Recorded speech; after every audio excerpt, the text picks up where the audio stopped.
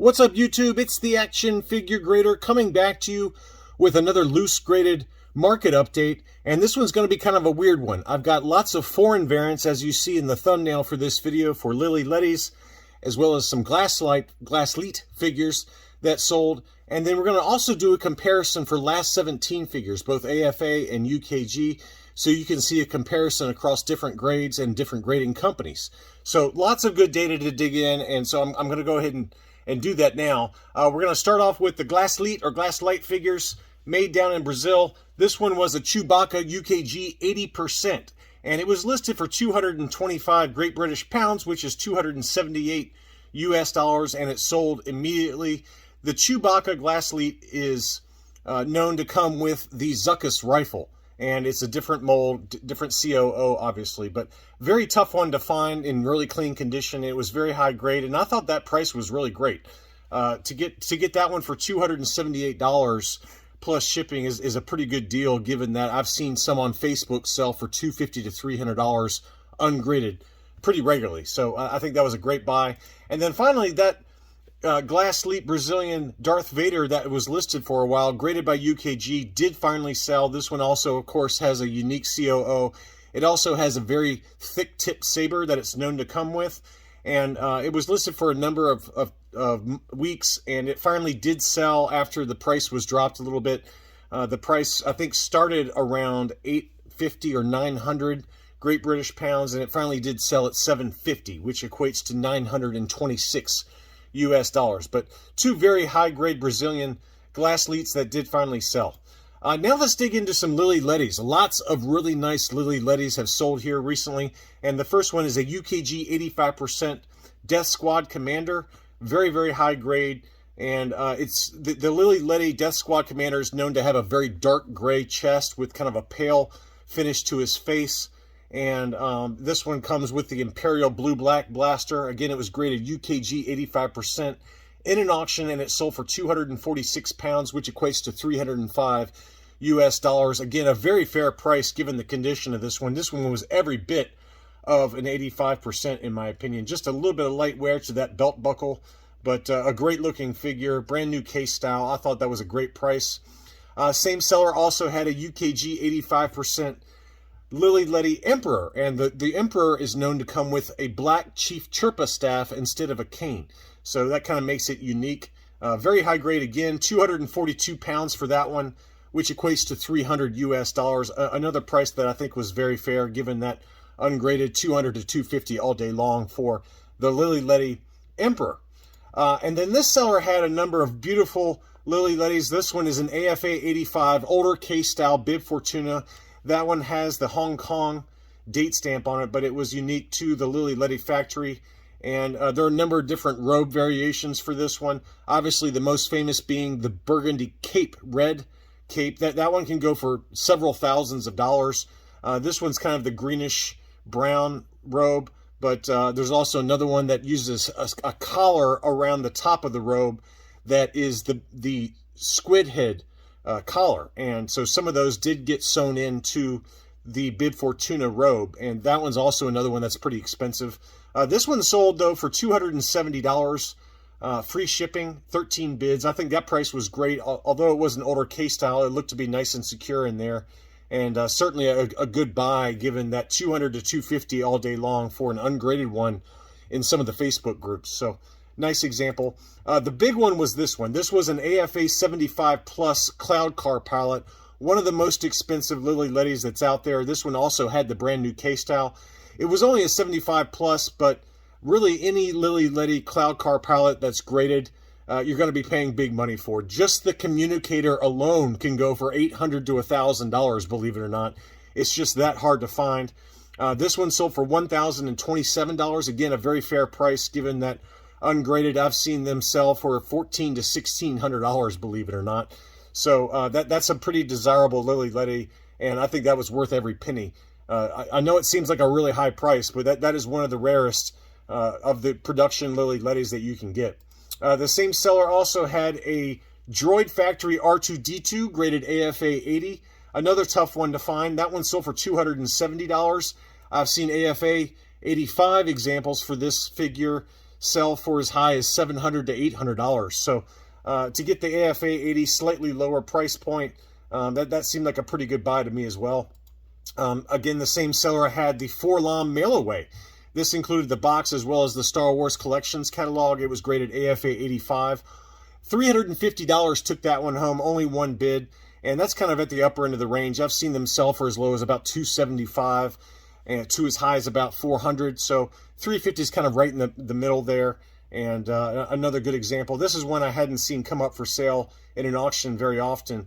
But it seemed like it might be a little bit overgraded given the box condition. The box was given an 80 score, but obviously quite a bit of discoloration on that box. But the baggie and the catalog were both in great shape. But it did eke out an overall AFA 85 despite the box wear. Now we're going to dig in for the rest of this video some last 17 figures. And there were a number of examples that sold that were both UKG and AFA. And where appropriate, I tried to match them up so you guys could see the differences in price depending on who graded it and what the grades are. And the first one is a UKG 90% Amanamon. That one sold in an auction. That one closed 2 days ago for 386 pounds and change, which equates to $477 US and change plus shipping. And then you compare it to this one that just sold here last night by Collectibles Investment Brokerage, which is affiliated with AFA. They had an AFA 85 plus Amanamon, brand new K-style. So this one sold for $410 plus about $10 shipping, so $420. And again, to compare that to the UKG 90%, that one sold for $477 plus shipping. So basically, what I wanted to show is that the market is doing a comparison as to what they view as more valuable. And in this case, despite the older K-style from UKG, the UKG 90% was viewed to be a higher value version of Amanamon versus the AFA 85 plus. Next up, I've got several sales for Han Solo and Carbonite. This one was an AFA 85 from CIB. That one sold for $383.91 plus $10 shipping. And then likewise, we had a UKG 90% Han Solo and Carbonite. That one sold for $389.88. So pretty much the same price for an AFA 85 versus a UKG 90%, which I thought was interesting. And this one had the older case style as well. So again, about the market's basically viewing a UKG 90% and an AFA 85% about the same. Next up was an AFA 90% for the same figure. Again, this was an older case style, so the figure, it's got kind of a weird, wonky sideways encasement and not nearly as attractive as the brand new case style, but it's an AFA 90. And that one sold for $749. So you're talking almost double for an AFA 90 versus the UKG 90% or the AFA 85. So just an interesting comparison there to show you a UKG 90, an AFA 90, and an AFA 85. And the price difference for that AFA 90 was pretty substantial despite being an older case style. Next up was a Lumat.